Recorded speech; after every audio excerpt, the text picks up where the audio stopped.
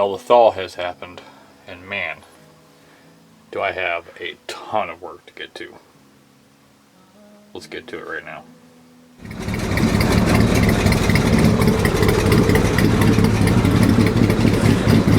I can't wait to get this one out. Start getting the tune done on it. Should be getting the engine done here over the weekend. And this one here, it's just back here running quiet as can be. Just waiting its turn. This one needs a little bit of carburetor work. This is also needing the fenders and the cowl seam reseal. See how the, see if I can get it back in focus here. See how it cracks and falls away from the car. That just lets water right down inside into the toe board of the car. That seam goes all the way up to the front of the cowl underneath this fender, which is why the fenders have to come off.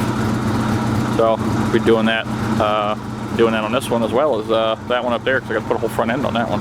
We're changing the look a little bit, mostly because we need the chin spoiler on it. But and then that one there, I got to get tags on it, and then a battery, and I can do the brakes and stuff on it. So that'll be coming shortly. Back on getting this driveway cleared out so I get these cars in and out of here. Alright, well, after a couple days of hiatus because of house things, I'm back on this.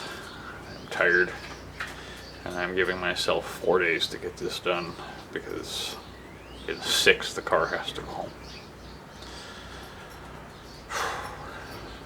Here's to hoping. Alright, well, I've been working my butt off all day. I got all the plug wires routed. I've got the fire test done. The battery's in the car. And it's been on. It's on fire. So,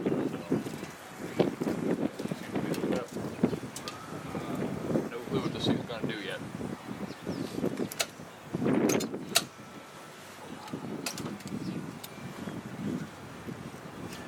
Now, with any luck, when I set this distributor in here, I rolled the engine over to top dead center where I had compression on cylinder 1, and then I backed the distributor, or I backed the engine up rather, to about 12 degrees before top dead on the marker, and then I shoved that distributor in on cylinder 1, and when it all goes back to 0 on the balancer, it ends up at 12 degrees before top dead center when it's all done. Should fire right off, or it should be close. I don't know, we'll see. Hope my neighbors don't hit me.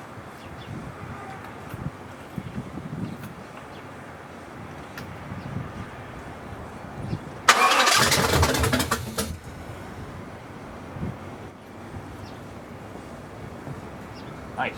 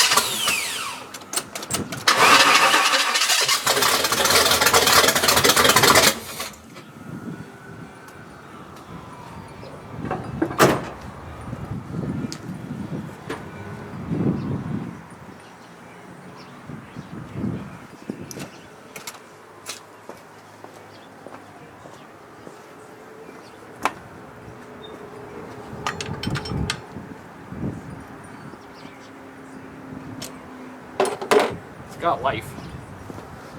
That's a plus. That means this thing's at least going to be moving today.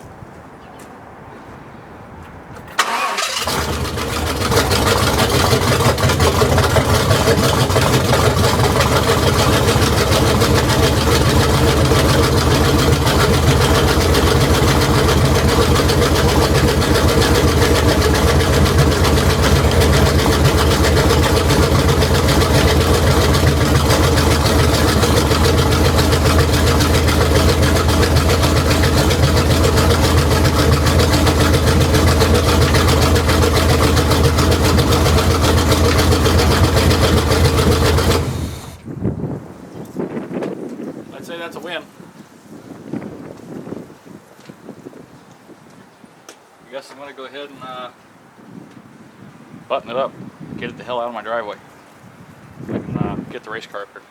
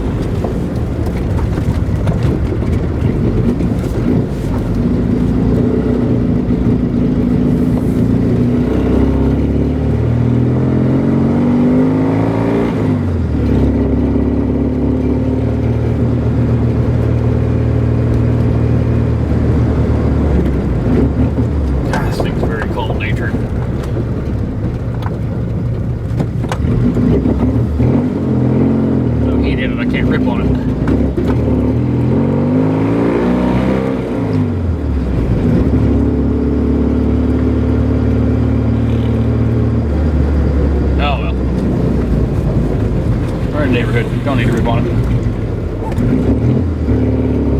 It's also almost out of gas. So almost out of gas.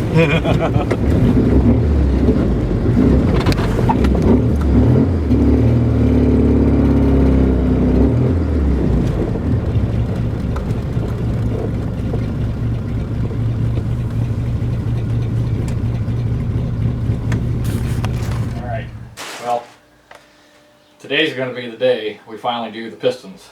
You see, I finally got the cars up here, and I've gotten quite a bit of the garage taken care of, but I got a little behind. I'm pretty sure I said 4 days. Pretty sure I'm pushing it 4 days.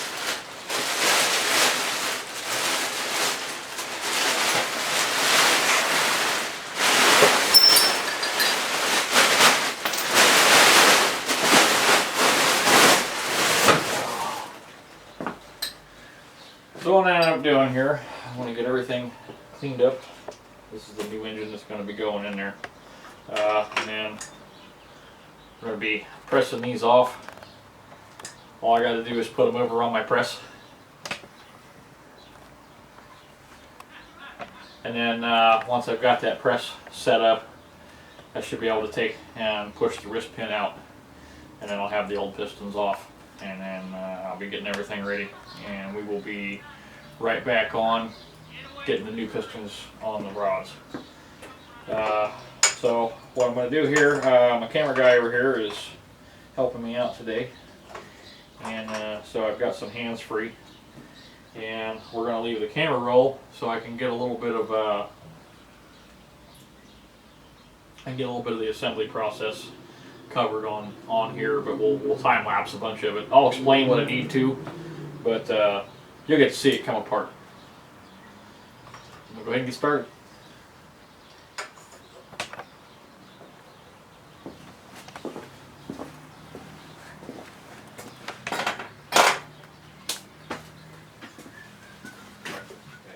Now, one thing that is a really nice investment, they're cheap. You should be able to get them pretty much anywhere. Magnetic trays. You can't have enough of them. I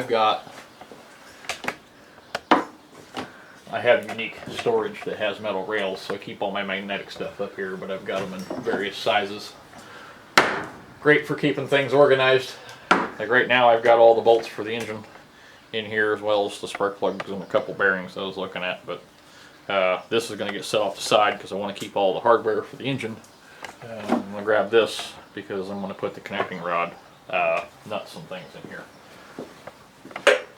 What we're going to do is once I get these pistons out of here, like I was explaining, there is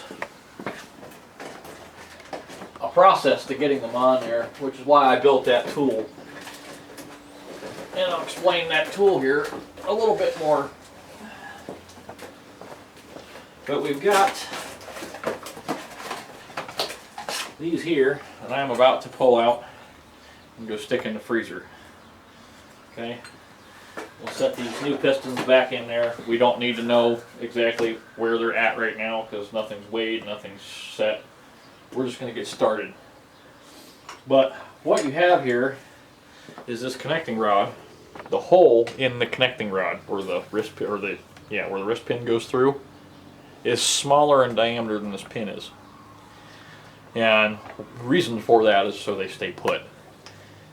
Press fit pins are the lowest performance setup you can get. Most performance setups have a retaining ring of some sort of spiral lock or some kind of an E-clip that holds that, and the pin floats in there. This design is cheaper, easier, great for mass-produced engines, but something that we may look into doing away with later, and having this small end of the hole bushed so this pin floats in there. Now the process for this is, this has to be frozen. So we're going to go put these in the freezer right now. So when we're ready to press these off and put it back together, these will be good and cold.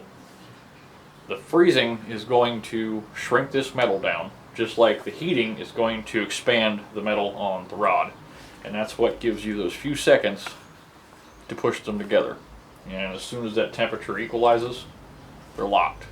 So that's why you have to be very precise as to how far you push it through, or you end up with it coming out the side too far and it'll contact the bore on the block.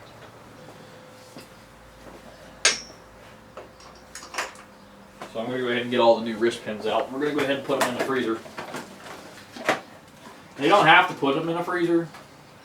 I have put them,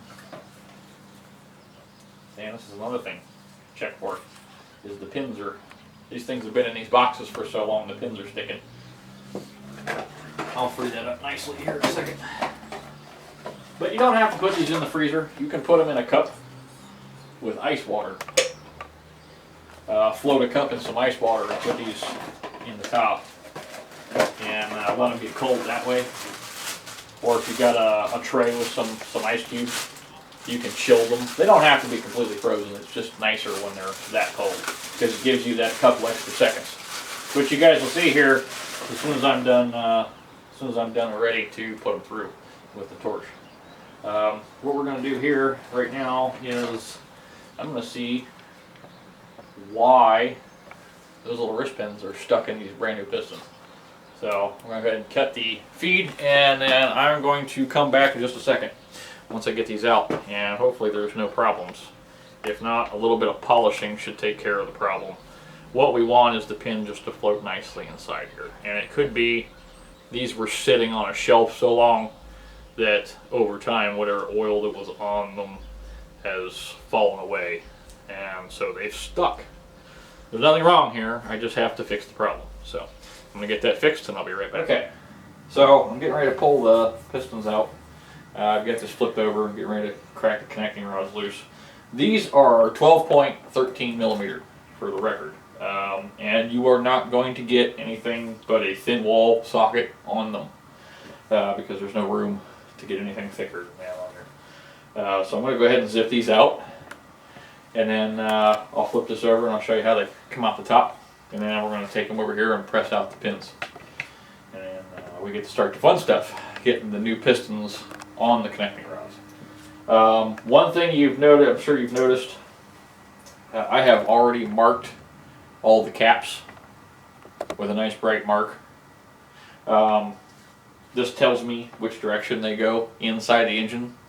So when I go to put the piston on, that notch in that piston faces the front of the engine, which means I have to put it on the connecting rod the right way. So I got to know that my piston faces forward, and then my connecting rod, when it goes in here, is also going to face the correct way. These have a notch on them, so if you can just remember that the notch goes towards the back on the rod, and the notch goes towards the front on the piston, you'll be fine. But I get lost doing 5 million other things, and you know, the guy gets confused and forgets, and then that's all it takes is me to stick one on backwards and we're screwed. So gonna do that, gonna mark it, I know.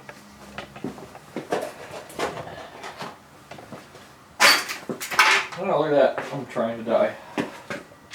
Clean my garage up and I still can't get everything off the floor.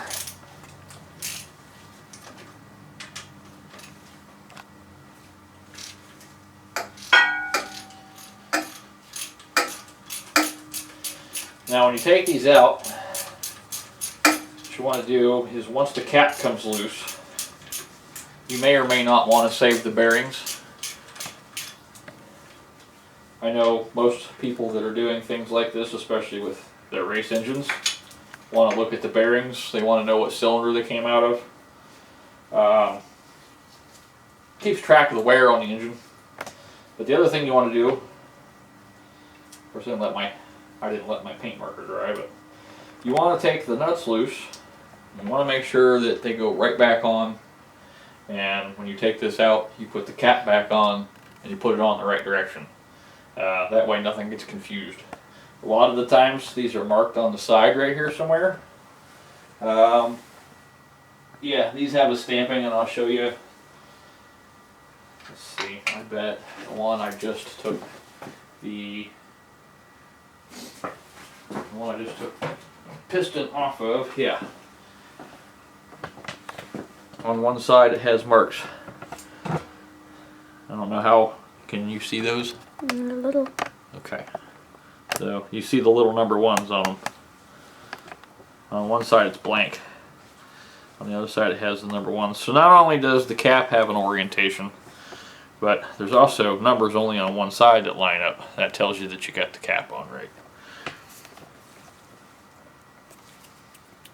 So, kind of hard to screw up, but when you got everything apart, you want to make sure that you won't have your sub-assemblies back together so you don't lose anything. So, like the cap's back together, these nuts are back down on. They're not tight, but they're there. They're protecting the threads while this is out of the engine. And then I just lay this in a safe place. For right now, it's going to be over here. And then when I pull the next one out, I'll pull the piston off, set it aside, and put it in line. And what I'm doing is I'm running these. This is the front of the engine, as far as I'm concerned, to the back. So this will be the connecting rod from cylinder 1, connecting rod from cylinder 2, connecting rod from cylinder 3. And the reason I'm doing that, I wouldn't normally do that in a stock engine. I would just pile them over there, make sure they're all round, and as long as they were to spec, I'd put it all back in the engine, and they just kind of go home where they go. But this engine, even though we bought it blown up, this engine was professionally blueprinted at one point for another race car. And so, as far as I know, and I'll double check, but as far as I know, all the machining was done and all the balancing was done to keep all of this in one space, or in their home spaces would be ideal, because then I'm not changing anything except for the pistons and the rings. Trying to keep it as close to balanced as I can, because we're not going to spend a bunch of time at the machine shop getting this done. But for the most part, a stock engine, you can get away with on a stock engine if you're taking it completely apart to rebuild it. If you're having the rods reconditioned, you can put them in pretty much anywhere, because at that point they're going to be round. If they come out of the engine and you can confirm they're round, and you're comfortable with putting them in a different spot, There's not anything particularly wrong. As long as your bearing tolerances are all fine, you're good.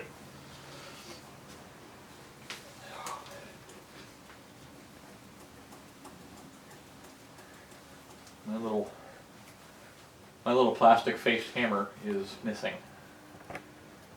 I usually have a little plastic faced hammer I use for tapping these loose, but the wood handle will work. You're not smashing the crap out of this stuff, just tapping it loose.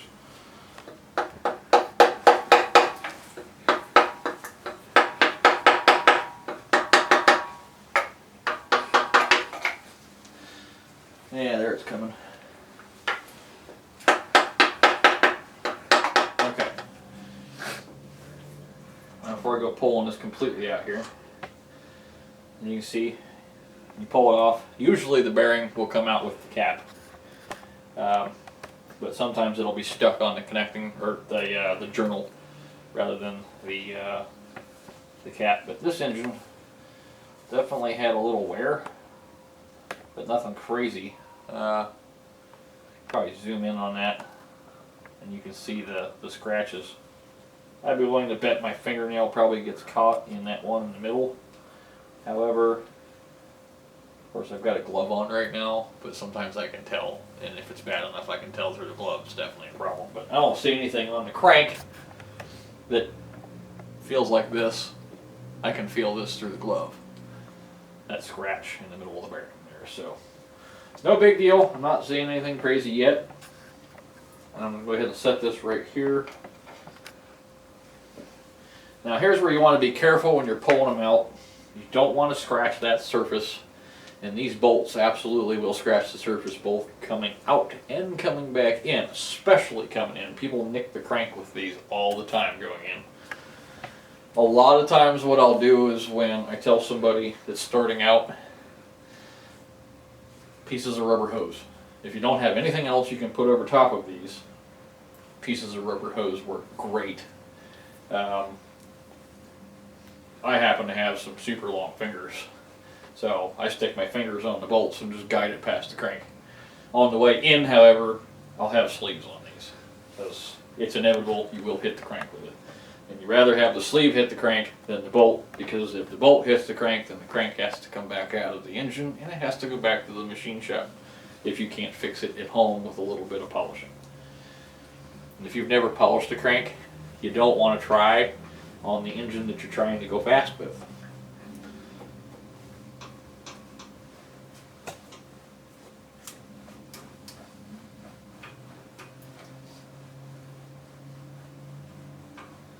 Okay, now I'm past the crank. So what I'm going to do is, just for the purpose of showing you, I'm going to set this over on the piston box here real fast. Grab this off of here. And then I'm going to flip the engine over. For those of you that have never seen this done, normally you would just leave the engine in one position to do this, but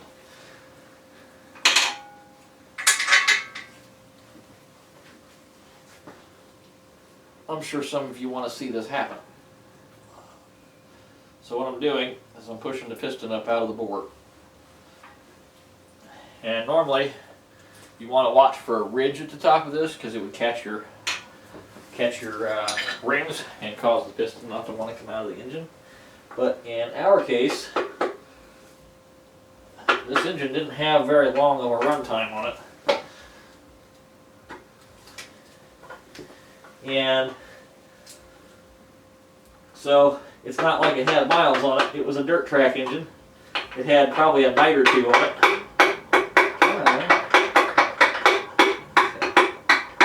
What I'm doing is I'm just tapping on the bottom of this piston. Not hard. And again, with the wood handle, so I'm not breaking stuff.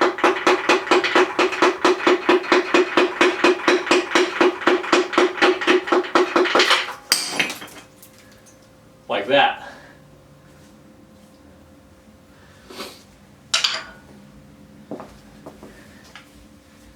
That's okay, because this piston was junk anyway.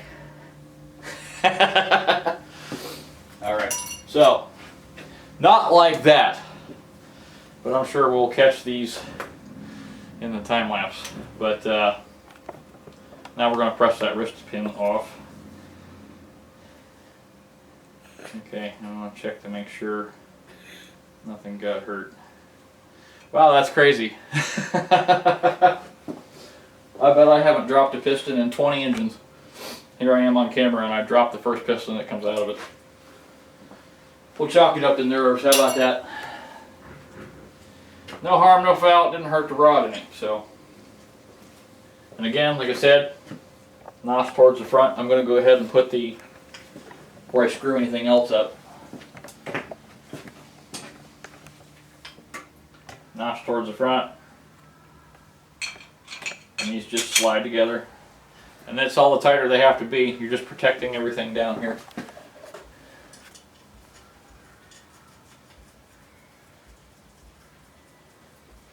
And especially since I dropped it, I'll tighten this up, torque it, and I'll measure the specs in here. I don't think I hurt it. Definitely hurt the piston. You can see where it hit the concrete. It's a late night, and I'm running on fumes, unfortunately. So anyway, time to press the piston out. We're off. Like I was saying, lots of late night, running on fumes. Now what I'm doing here is, you want to start out with something, preferably that fits inside the wrist pin. If you're doing this with something like this, this just happens to be a 3/8 extension and it fits in there perfect. And this gets it started, and then I set that in there, and that gets me another 1/2 inch. And then I take that out and flip it for this one, and that gets me the other 1/2 inch I need, and the pin drops out. So you'll see that here in just a second. It really doesn't take a lot of force. However, you do want to support this thing so it's level, because you don't want to put any force through the rod on the side. You want to put all the force through the pin. So what I've got this set up to do is the black part here will fit on these flat spots on the back, and then where the ring lands at, I have a bolt that sits at the same height, and it keeps it relatively level, and it's just enough that when I go to put the press on it, you'll hear it kind of click, and then it'll just push out. Pretty easy.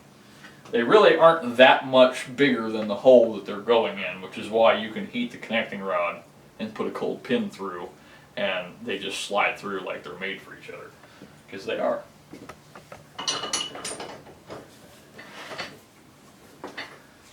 And you see how the bolt supports the piston. It's going to rock a little bit, but that's not important, because we are still putting the force at the pin, not the rod.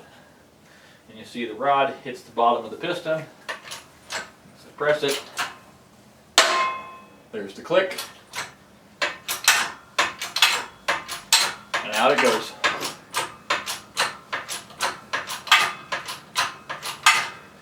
We're going to run this down until we touch the piston.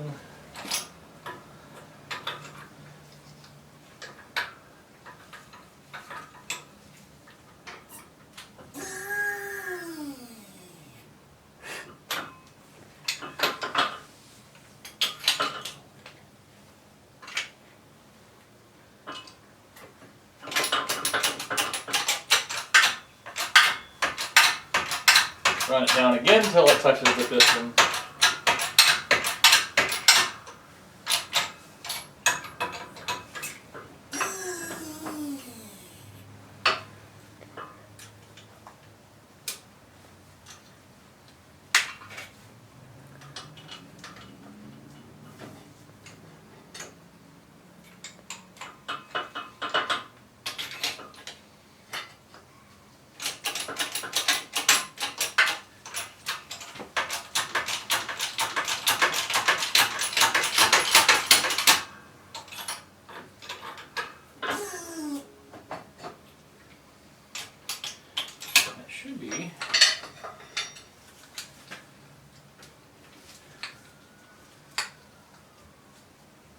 Well, not quite out enough. This one pushed out a little bit harder than the last one did.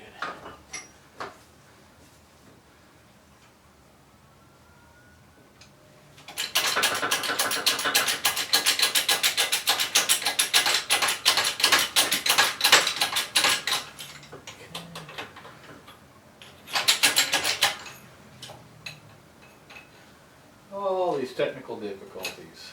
All right. Yeah, I did it.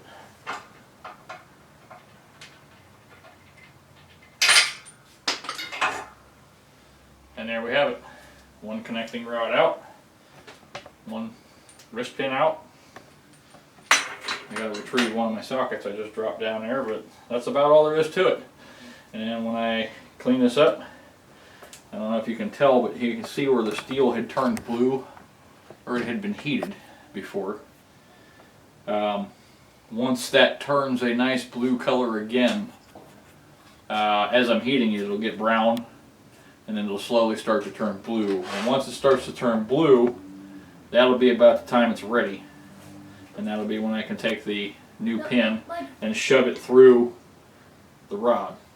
And then it'll cool, and it'll hold. So I will get back to this. Okay, so that's where we're going to end off tonight. I am going to have everything ready off camera to have the pistons go back on. And I'll go ahead and I'll make sure I get that on video, so don't worry. The next video will be that and then engine assembly with any luck. So in the meantime, I guess I'm going to get caught up because it has been already much longer than the 4 days I projected.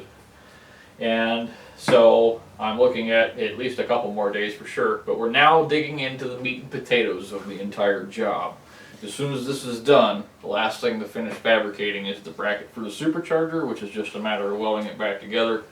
And then I need to finish re-drilling the last axle and the entire rear axle assembly.